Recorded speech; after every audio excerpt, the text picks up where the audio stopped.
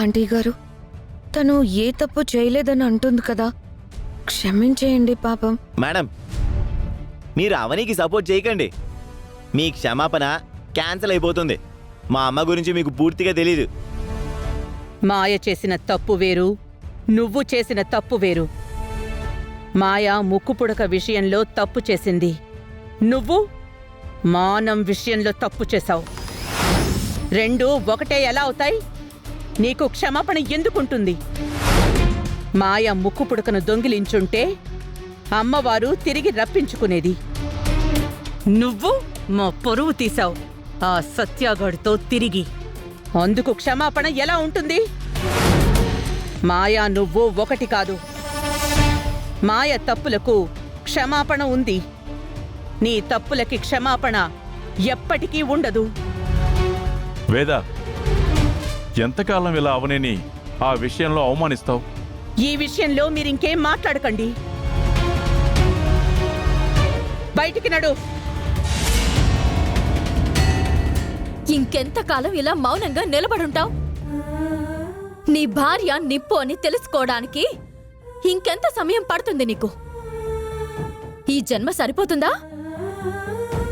3 ముళ్ళు మెడలో కట్టి 7 అడుగులు నడిపించి 7 జన్మలు తోడుంటాము అని ఎందుకయ్యా అబద్ధాలు చెప్తారు? ఎలా నమ్ముకోవాలి మీలాంటి మగవాళ్ళని? మీరంతా దీన్ని నమ్ముతున్నారేమో. నేను మాత్రం ఎప్పటికీ నమ్మను.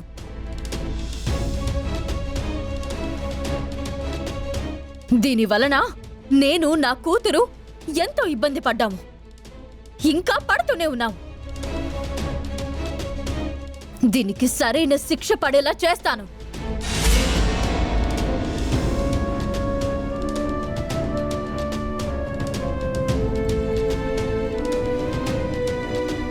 నువ్వు తన మాటలు పట్టించుకోవద్దమ్మా. ఇక బయలుదేరు. పెద్ద మనసు చేసుకొని మీరు నన్ను క్షమించారు, అది చాలు. అవని 4 రోజుల తర్వాత అయినా క్షమిస్తుందిలేండి.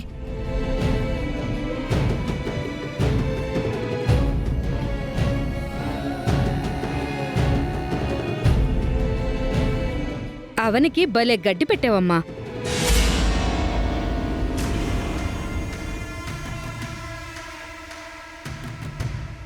మాయా,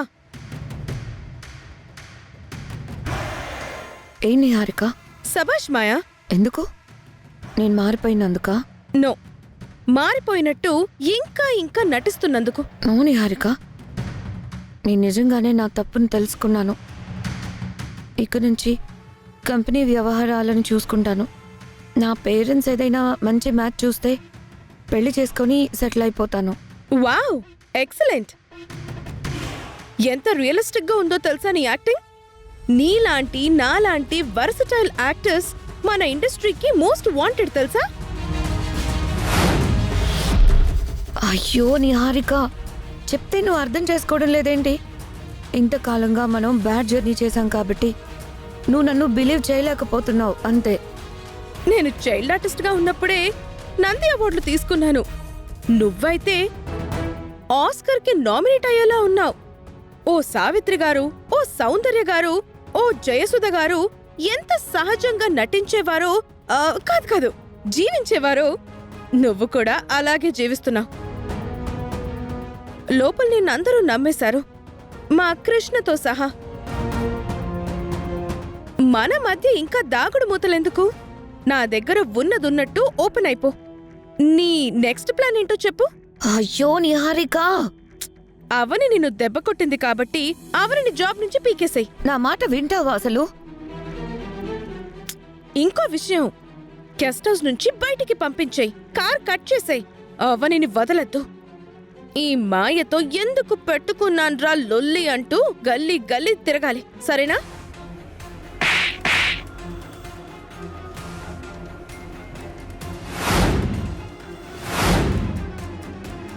నువ్వు నన్ను నిజంగా కొట్టావా మాయా? ఏ డౌటా?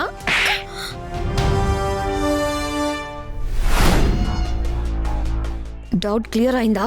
అయింది. ఈ ఇంట్లో కోడలిగా అడుగు పెట్టడానికి నా ఫుల్ సపోర్ట్ నీకిచ్చాను. అటువంటిది నన్నే కొడతావా? మరి నేను నిజంగానే మారిపోయానంటే నమ్మవేంటి? అసలు నిన్ను ఫస్ట్ టైం కలిసి నీ ఫేవర్ కోరినప్పుడు నేను చేస్తున్నది తప్పు అని నువ్వు నాతో చెప్పుంటే నేను ఆగిపోయి ఉండేదాన్ని. నువ్వు ఎంకరేజ్ చేయడం వలన మరింత బ్యాడ్గా తయారయ్యాను. ఇప్పుడు మళ్ళీ వచ్చి రెచ్చగొట్టాలని చూస్తావేంటి? నేను అవనిని జాబ్ నుంచి ఎందుకు తీయాలి? తీయను. తనది 2 years కాంట్రాక్ట్ అయిన తర్వాత కూడా ఎక్స్టెన్షన్ చేస్తాను. ఓకేనా? అవనీకిచ్చిన ఫెసిలిటీస్ అన్నీ కూడా అలాగే ఉంటాయి. వేదవతి ఆంటీ గారు నన్ను ఎక్స్క్యూజ్ చేశారని నేనెంతో ఆనందంగా ఉన్నాను. ఈ టైంలో నా మూడంతా పాడు చేస్తావేంటి? అవని కూడా నన్ను ఎక్స్క్యూజ్ చేసేలా ట్రై చేస్తాను. నా దారి కడ్డు రాకు. న్యూ లైఫ్ స్టార్ట్ చేస్తున్నాను. కుదిరితే నువ్వు కూడా ట్రై చేయి. మనసులో మర్మం, బ్రెయిన్లో నేర ఆలోచన ఉన్నప్పుడు ఏదో ఓవర్లోడ్ మోస్తున్నట్టు భారంగా ఉండేది. ఇప్పుడు చాలా తేలిగ్గా ఉంది. నీకు అటువంటి ఫీల్ కలుగుతుంది. ట్రై చేయి. నువ్వు చేంజ్ అయ్యావనుకో, ఆటోమేటిక్గా కృష్ణ, వసంత గారు కూడా చేంజ్ అవుతారు. All the very best. Bye. ఇంకెప్పుడు నాకు ఫోన్ చేయకు. ఓకే?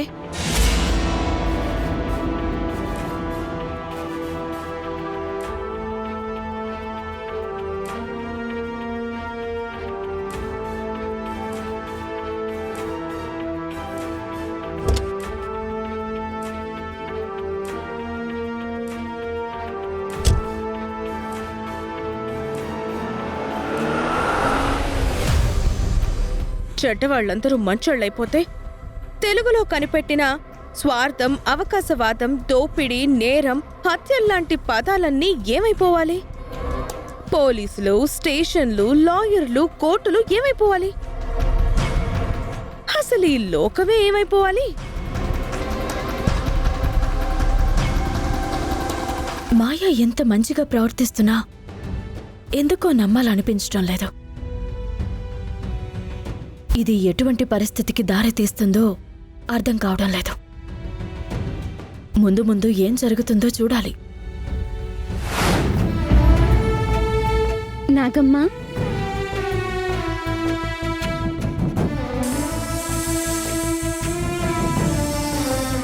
చిలకమ్మ, నేను అర్చనగా ఉన్నా, అక్షయ్గా ఉన్నా మీరు నన్ను గుర్తుపడతారని నాకు తెలుసు. ఆ మాయ గుట్టంతా బయటపడిన తర్వాత నానమ్మ వాళ్ళు మారుతారని, అమ్మకు మంచి రోజులు మొదలవుతాయని అనుకున్నాను. కానీ ముందులాగే ఉంది పరిస్థితి. ఇదివరకిట్లాగే అమ్మను ఘోరంగా అనుమానిస్తున్నారు, నా పుట్టుకను అవమానిస్తున్నారు.